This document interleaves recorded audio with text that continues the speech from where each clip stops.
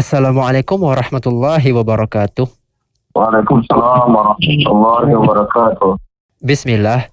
Alhamdulillahi rabbil alamin. Wassalatu wassalamu ala nabiyyina Muhammadin wa ala alihi wa sahbihi ajma'in amma ba'd. Alhamdulillah, pada sore hari yang berbahagia ini, Allah telah mudahkan kita untuk bisa hadir dalam rangka untuk membahas hal-hal yang terkait dengan dunia perdesainan.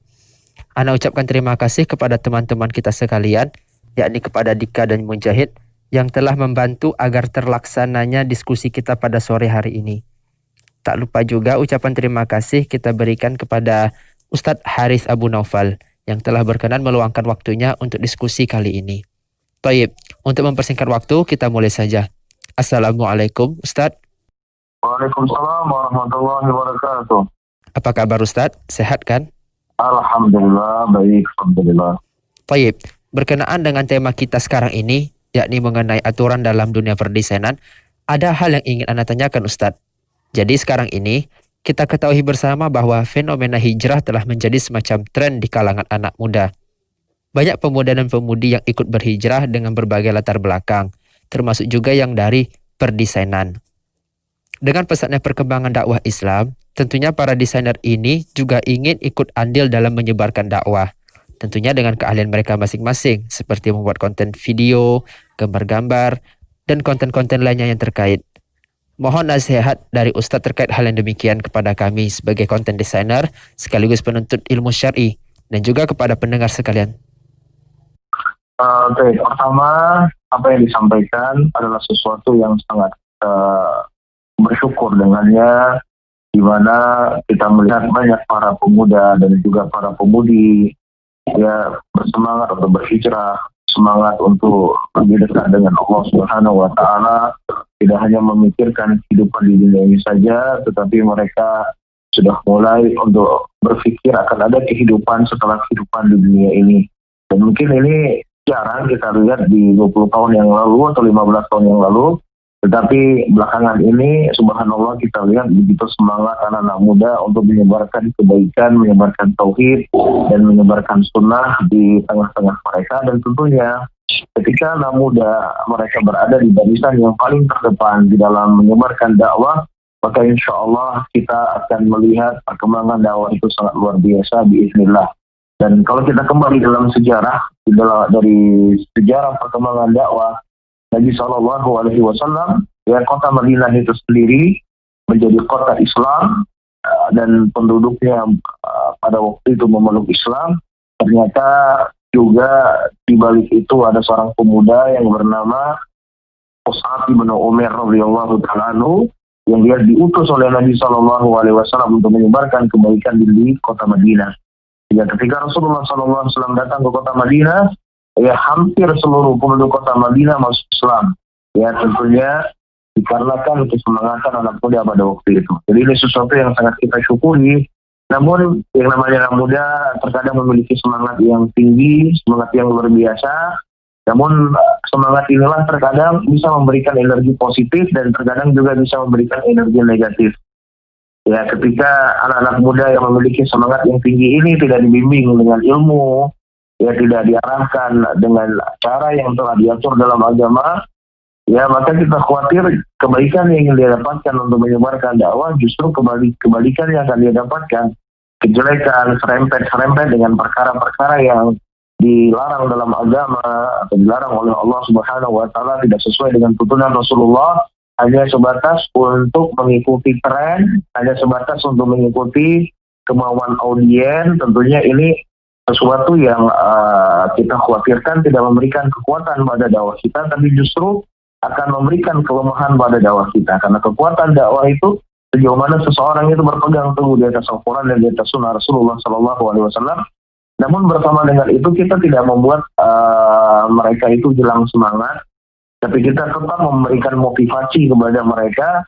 Apa yang telah mereka miliki daripada keahlian, daripada ilmu, dari hobi, ilmu desain tersebut diarahkan kepada hal-hal yang memang supaya tidak serempet-serempet dengan hal-hal yang diharamkan oleh Allah Subhanahu wa taala. Kita tidak mengingkari dakwah melalui media sosial, ya melalui Facebook, melalui Instagram, ataukah melalui Twitter, inilah sesuatu hal wasilah-wasilah yang dibolehkan dan dibenarkan ya di dalam syariat Islam, karena di sana ada sebuah kaidah yang ma'ruf di sisi para ulama, al-wasail lah ahkamul maqasid. Maksudnya wasilah-wasilah itu akan menjadi apa yang dia tujukan. Ketika dia menunjukkan sesuatu yang wajib, maka wasilah ini akan menjadi wajib. Ketika yang dia tujukan adalah sesuatu yang sunnah, maka wasilah itu menjadi sunnah.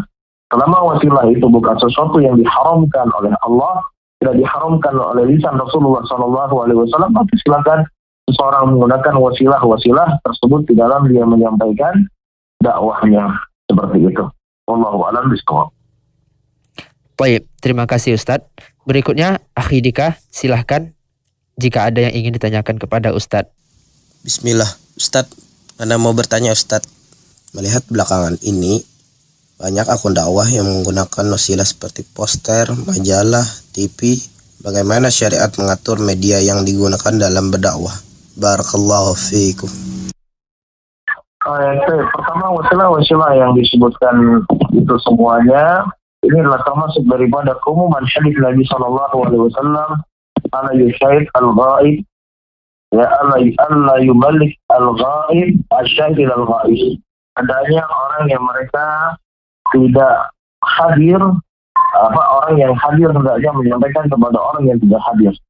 Ya, dan ini ucapan Nabi SAW sifatnya mutlak. Apakah itu bentuknya surat yang dikirim oleh Nabi SAW kepada para pembesar-pembesar pada waktu itu, yang memang wasilah pada waktu itu adalah bentuknya surat, atau wasilah bentuknya adalah khobar-khobar yang datang dari Nabi disampaikan oleh para sahabat ketika dia mendatangi sebuah tempat atau sebuah negeri, maka wasilah-wasilah tersebut dengan perkembangan zaman dia semakin luas. Ya, ada dulu wasilah radio, lalu kemudian televisi, kemudian di zaman sekarang Instagram, Facebook, dan lain sebagainya. Maka ini merupakan wasilah-wasilah yang hukum asalnya adalah mubah. Ketika perkara-perkara yang mubah ini digunakan untuk ibadah kepada Allah, untuk menyebarkan kebaikan, maka Islam itu sangat mendukung hal-hal untuk perkembangan dan penyebaran dakwah itu sendiri. Dan terlebih manusia yang paling banyak sekarang di muka bumi ini umurnya 0 sampai 40 tahun. Ya. Dan umur anak itu mulai dari 7 tahun itu dia sudah pegang HP, kan begitu ya, sampai umur 40 tahun itu orang, apalagi sekarang mungkin di atas 40 tahun juga orang sudah pegang HP, dan segala informasi itu akan masuk melalui HP ya, sehingga media sosial tersebut ataukah radio ataukah streaming atau apapun namanya, jadi wasilah-wasilah yang mubah tersebut ini merupakan jalan-jalan yang paling ampuh untuk kita bersemangat berdakwah melalui jalur-jalur ini.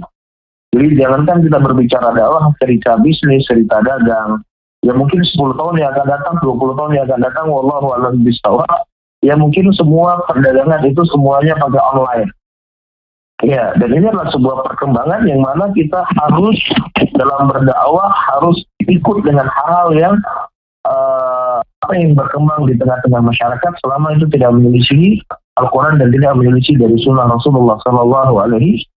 Dan kita ketahui bahwa kita, mereka punya akun Facebook, mereka punya akun di Twitter, mereka juga punya YouTube untuk menyebarkan kebaikan, menyebarkan dakwah. Jadi ini sesuatu yang sangat kita syukuri, banyak dari adik-adik atau teman-teman dan para pemuda yang mereka menyebarkan ilmu melalui wasilah-wasilah ini. Nah, Syukran Ustaz, jazakallahu khairan. baik, barakallahu fiik. Baik, terima kasih Ustadz. Berikutnya kepada Akhi Mujahid, apa ada yang ingin ditanyakan kepada Ustadz?